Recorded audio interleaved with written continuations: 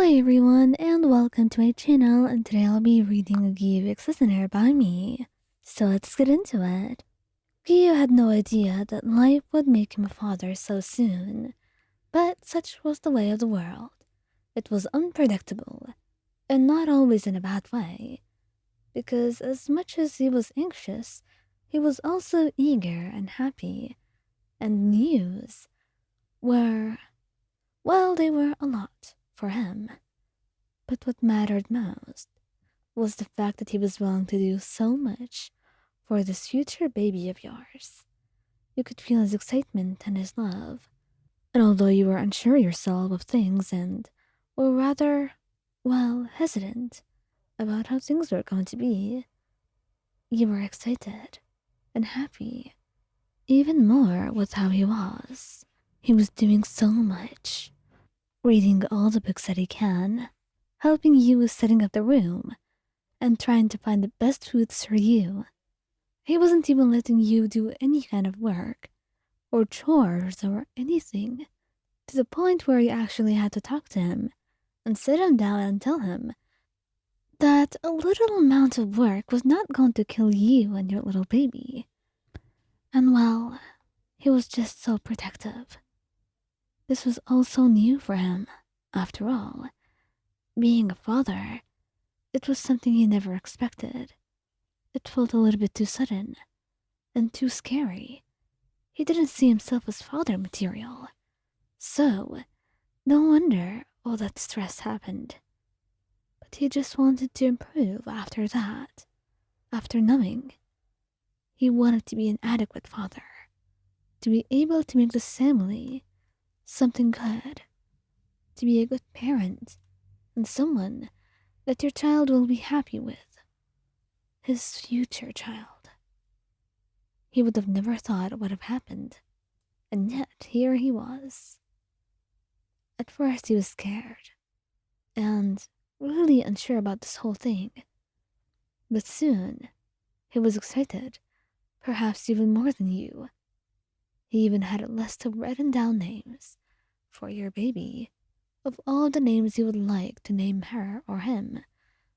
But for now, as you looked at him, and he sat down on the couch, you could only wonder what was going on through his head. You? What are you doing? Not much, really. I was simply reading a little bit more.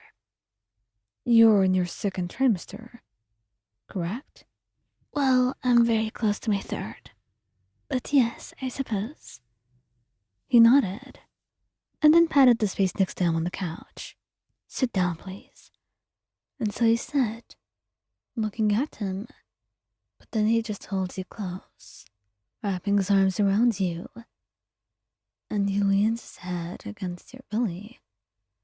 He's been awfully close to you lately, awfully affectionate, which was very unlike him, but you suspected it was due to the whole pregnancy thing. Not that you mind, of course. You're more than happy about him being so affectionate as he is. You don't mind it. But it was still new to you, and you're getting used to it. That's why, when you felt this kind of movement, he was a little bit weirded out. Moyan, is that what you told me about? Is that a kick?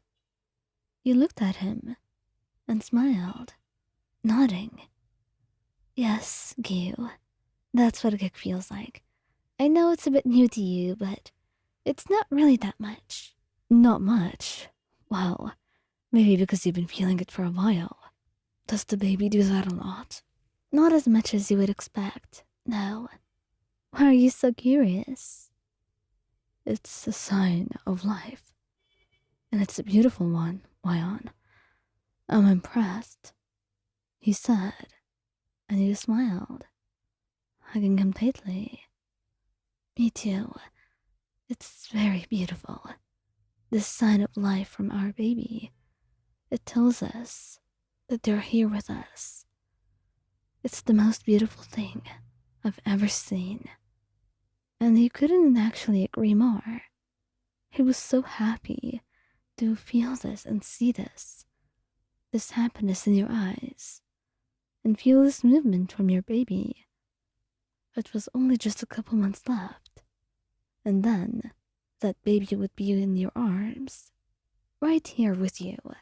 And so for the entire night, he didn't leave your side, just waiting for the baby to kick again. And you couldn't be more amused and awed by the dedication that Giyuu showed. He was so lovely, in ways you would never expect, and yet he would never fail to charm you with the way his heart could be so pure. And right now, as you looked at him and held his hand, you couldn't help but slowly fall asleep. The warmth from Giyuu and the exhaustion that was dawning over you, leading you to a peaceful slumber. Meanwhile, Giyuu was not about to fall asleep anytime soon. No, he was fully awake and fully dedicated to observing any behavior and any strange movement from your belly. But soon after you fell asleep, he felt a little bit more free to talk to your baby. And so he did. He talked to the baby that he could not see yet, and told them how anxious he was to be a father, how scared he was, and how much he will do, how he's willing to try his best, to be his best, to offer this baby the most he can. And he told him to be careful and gentle with their mother, because that's the least that you deserve. You deserve all the love there is in the world. And if Giyuu alone could give that to you, he would. He's already given you as much love as he can, and he will continue to do that every single day of life, and every single breath he takes. And so as the time passed and you continued to talk, soon enough, sleep dawned on him too, as your family of soon-to-be 3 was cuddled in this neat little bundle and awaiting the months that you have left to see your own bundle of joy and to experience life in a whole new way. And Giyuu, as scared and anxious as he was, could not be more excited for those things to come.